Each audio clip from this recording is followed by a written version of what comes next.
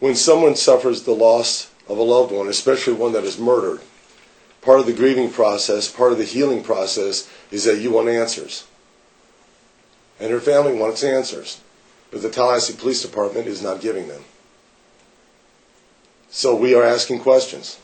The purpose of us being here and issuing the statement, and I know that many people will speculate it's because of civil lawsuits coming, the purpose of our response yesterday was because right now Rachel doesn't have a voice to fight back. On Friday, before it was out within hours of her body being found, I believe, the family watched a press conference held by the Tallahassee Police Department where all of Rachel's charges were discussed, alluding to the fact that she caused her own death by breaking so-called protocol. The family was devastated. They have not even buried their daughter.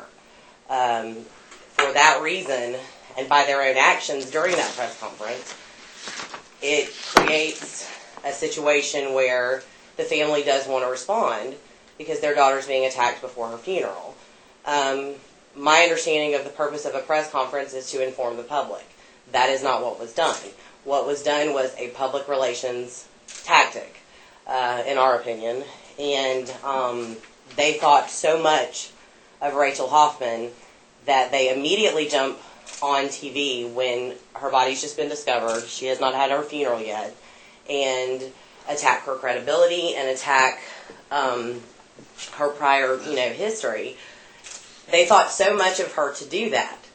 It leads to speculation and questions from the community, from people that love Rachel. How much did they think of her on the night that they asked her to be a confidential informant?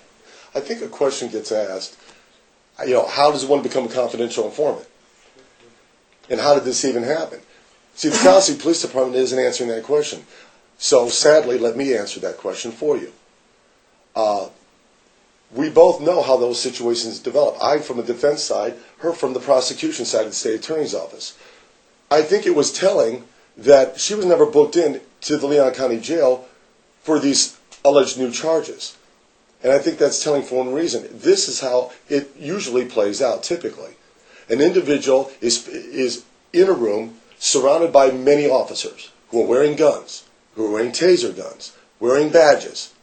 It's a very intimidating atmosphere. And I think it's interesting that a statement was made that they don't arm twist people to do this. But if you put yourself in a situation where you're in a room surrounded by officers and you are looking at, they're saying you've got these felony charges and we could take you to jail and book you into jail today.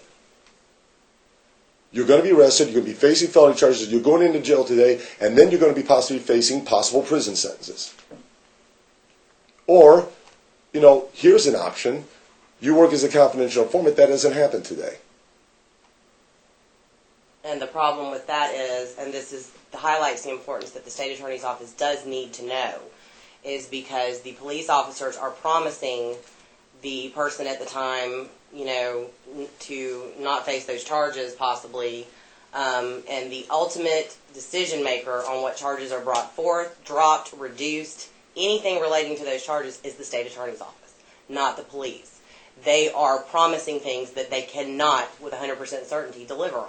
I think it's crucial to know, because they knew that, they knew she had an attorney. Me. I was her attorney. And I'd like to point out that the Tallahassee Police Department never informed me that they were making my client a confidential informant. No one from the Tallahassee Police Department ever contacted her family and notified her family that their daughter would be in this type of situation, what it would involve, the danger that could be involved, and the circumstances. No one from the Tallahassee Police Department contacted the state attorney's office and notified them. But, and it all comes down, to this. Again, why are we sending a 23-year-old girl? And if you look, and the question was asked, actually, to TPD, that these two don't even seem like they are in the same arena as far as, if you look at their lifestyles. All right, one's just graduating school, 23-year-old, and here's the other thing. There was a question that was asked to Officer McCreaney that said, do you think that they were wise to her being an informant? And his answer was, that's a good question.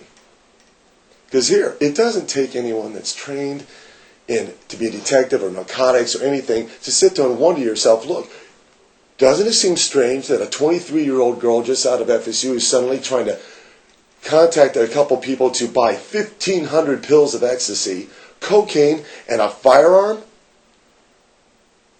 I mean, it doesn't take, a scientist or a genius to figure out that that's suspicious in itself. We know they thought it was suspicious. They're the ones that all of a sudden wanted to change the location.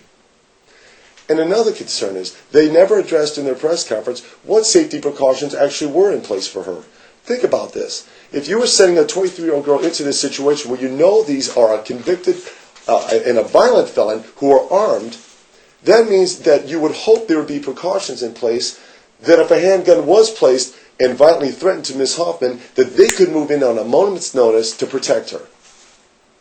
But for some reason, even though they're being notified by her on the phone that she's going to be leaving that location, she's thinking about leaving that location, and she has time to get in a car, stop her car, to leave, they weren't able to move in to prevent that.